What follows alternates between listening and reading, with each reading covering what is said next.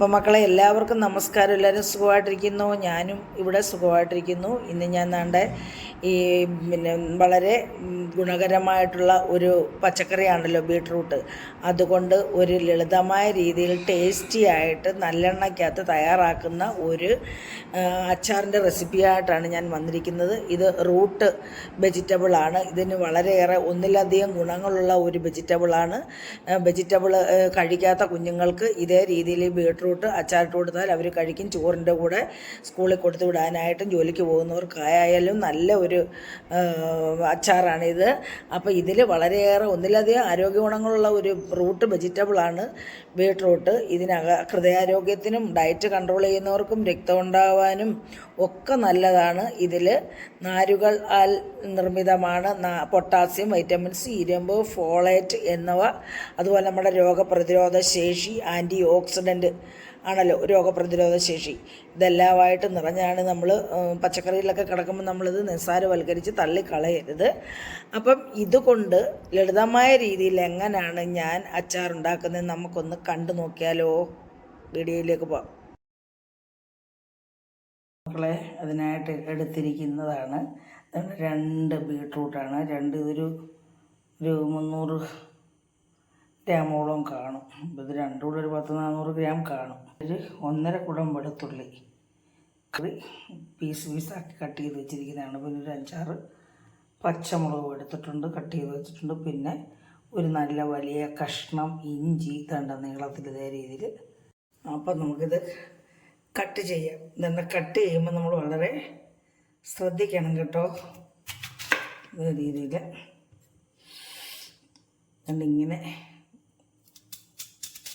ഇങ്ങനെ പീസാക്കി ചെറിയ കഷ്ണങ്ങളായിട്ട് വേണം നമ്മൾ കട്ട് ചെയ്തെടുക്കാൻ. ഇങ്ങനെ അങ്ങോട്ട് മാറ്റി വെച്ചിട്ട് ഇത് ഇത്രയും ഞാനൊന്ന് കട്ട് ചെയ്ത് കാണിക്കാമേ. കട്ട് ചെയ്യാൻ അറിയാം എല്ലാവർക്കും, എന്നറിയാൻ പാടില്ലാത്തവർക്കായി അല്ല നമ്മൾ ഓരോന്നും കാണിച്ചു കൊടുക്കുന്നത്.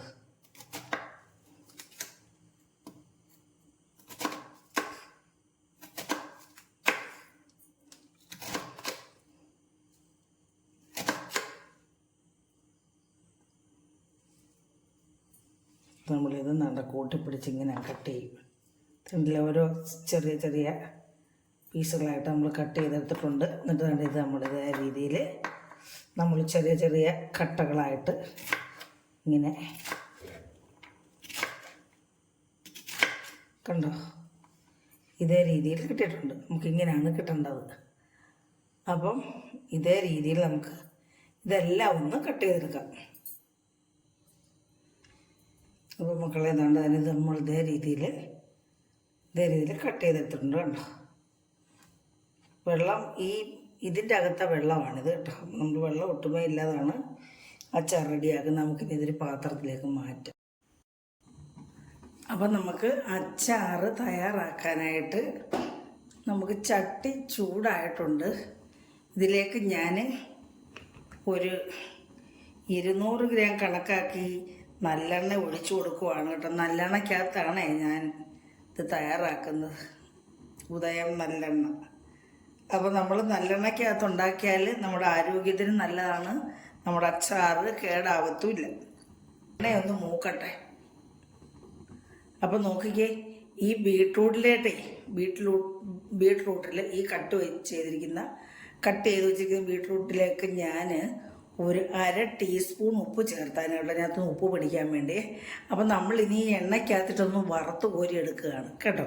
അപ്പം നമ്മൾ അച്ചാറിടുമ്പം ഇത് വേവുള്ളതല്ലേ, അപ്പം നമുക്ക് ഇതൊന്ന് വറുത്ത് കോരി എടുക്കാം. അപ്പം നല്ല ടേസ്റ്റും ആയിരിക്കും.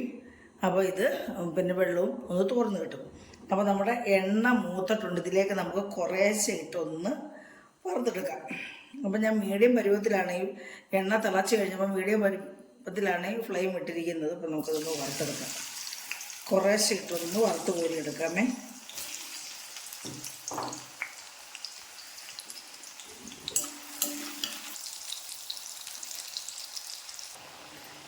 അപ്പോഴേ ഇതിൻ്റെ വെള്ളമെല്ലാം പറ്റി ഒന്ന് മൂത്ത് വന്നിട്ട് നമുക്കിതിങ്ങനെ കോരിയെടുക്കണ്ട. കണ്ടില്ലേ, എണ്ണ തെളിഞ്ഞ് എണ്ണ കലിച്ച് വരുന്നത് കണ്ടില്ലേ. ഇതാ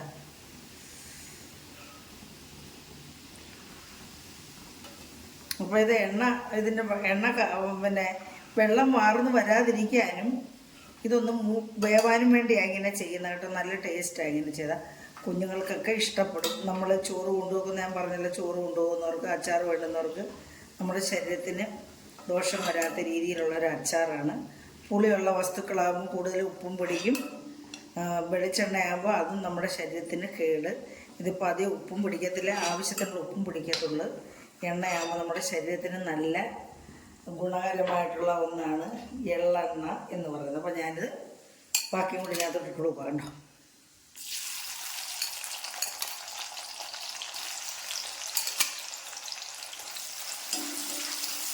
മൂക്കട്ട് കൊടുക്കണം. അപ്പോൾ നമ്മുടെ മൂന്നാമത്തെ ട്രിപ്പ് മൂത്തും ഒതുങ്ങി കോരിയെടുക്കുവാണേ.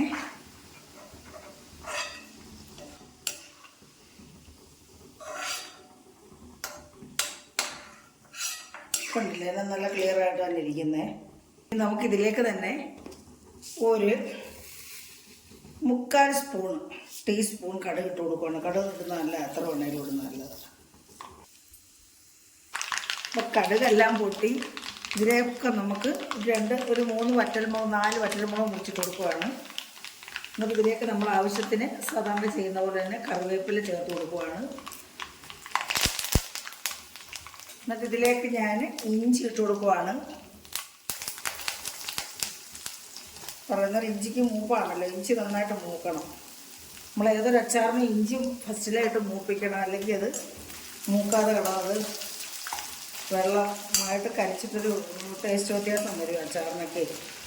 ഇതിപ്പോൾ നമ്മൾ അതേ ദിവസം വെച്ചിരിക്കുന്നില്ലല്ലോ, ഒരു 400 ഗ്രാം ബീട്രൂട്ടല്ല ഉള്ളു. അപ്പം നമ്മൾ കുഴപ്പമില്ല. അപ്പോൾ ഇഞ്ചി ഒരു 3/4 ഭാഗത്തോളം മൂത്തിട്ടുണ്ട്. അപ്പോൾ അതിലേക്ക് നമ്മൾ വെളുത്തുള്ളിയും പച്ചമുളകും കൂടി ഇട്ട് കൊടുക്കുകയാണ്.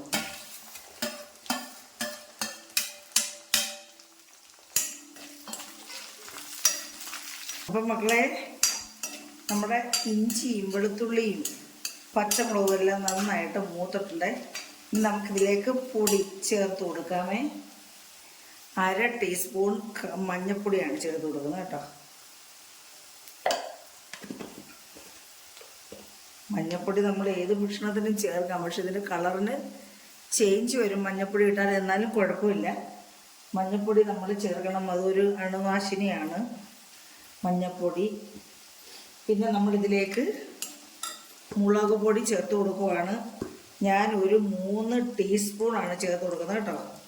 3 ടീസ്പൂൺ എന്ന് പറയുമ്പോൾ 1 ടേബിൾ സ്പൂൺ അത് മതി. ഒരു 1/2 ടീസ്പൂൺ കണക്കാക്കി കായപ്പൊടിയും കൂടെ ചേർത്ത് കൊടുക്കുന്നുണ്ട്. ഒരു 1/2 ടീസ്പൂൺ കണക്കാക്കി കായപ്പൊടി ചേർക്കുക. വിനാഗിരി ചേർക്കാറില്ല. ഇതിപ്പം ഇതിനിപ്പോൾ പുളിയില്ലാത്തതായതുകൊണ്ട് ഞാനിതിലേക്ക് നാരങ്ങ വാങ്ങിച്ച് ഞാൻ വെച്ചിരുന്നു, പക്ഷെ അതിപ്പം മിസ്സിങ് ആയിപ്പോയി. അതുകൊണ്ട് ഞാനിതിലേക്ക് വിനാഗിരി ഒഴിച്ചു കൊടുക്കുവാണേ. ഒരു 50 ഗ്രാം വിനാഗിരി. ഞാനൊരു കറിക്കകത്തും വിനാഗിരി ചേർക്കാറില്ല കേട്ടോ. ഇത് വാങ്ങിച്ച് വെച്ചിരിക്കുന്ന അത്യാവശ്യത്തിന് നമുക്ക് ഉപയോഗിക്കാൻ പച്ചക്കറിയൊക്കെ കഴുകാനും ഒക്കെ ആയിട്ടാണ് ഞാൻ മെയിനായിട്ടും ഈ വിനാഗിരി വാങ്ങിച്ചു വെക്കുന്നത്.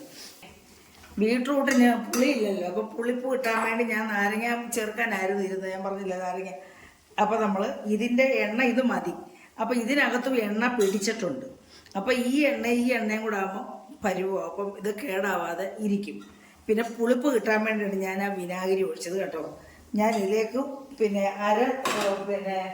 നമ്മൾ ഉപ്പിടുമ്പോൾ ഞാൻ എപ്പോഴും പറയും വളരെയേറെ ശ്രദ്ധിക്കണം. ഞാൻ അതിലോട്ട് 1 ടീസ്പൂൺ ഉപ്പിട്ട് കൊടുക്കുവാണ്. നമ്മൾ നേരത്തെ 1/2 ടീസ്പൂൺ ഇട്ടു. അപ്പോൾ 1/2 ടീസ്പൂണും 1 ടീസ്പൂണും, അപ്പോൾ 1.5 ടീസ്പൂൺ ഉപ്പേ ഞാൻ ഇട്ട് കൊടുത്തിട്ടുള്ളൂ. കാരണം ഇതിന് പുളി ഇല്ലാത്തതായതുകൊണ്ട് ഉപ്പ് കൂടിപ്പോകരുത്. നമ്മൾ ഇതിനകത്ത് ഉപ്പിട്ട് ഞാൻ കുഴച്ച് വെച്ചപ്പോൾ നമുക്കിതങ്ങ് ഇട്ട് കൊടുക്കാം. നമ്മളിതിനകത്ത് ഒരു സാധനം ചേർക്കാറുണ്ട് കേട്ടോ.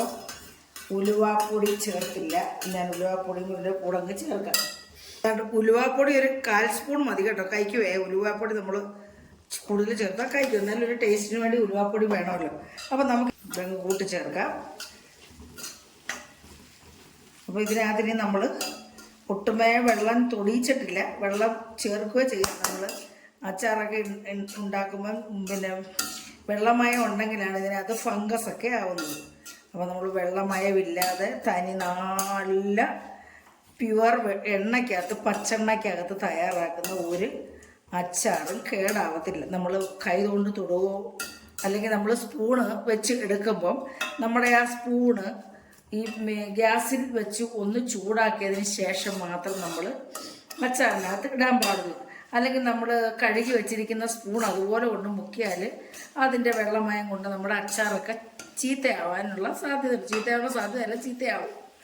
അപ്പോൾ നമ്മൾ വെള്ളമയമില്ലാത്ത നമ്മുടെ സ്പൂണൊക്കെ ഈ നമ്മുടെ ഗ്യാസ് അടുപ്പിൽ വെച്ചൊന്ന് ചൂടാക്കിയിട്ട് വേണം, അത് നന്നായിട്ട് ചൂടായെന്ന് ഉറപ്പ് വന്നതിന് ശേഷമേ സ്പൂണിട്ട് അച്ചാറിനകത്ത് മുക്കാവുള്ളൂ കേട്ടോ. ഇനിയിപ്പോൾ നാട്ടിത് എണ്ണ ഒന്ന് തെളിയും.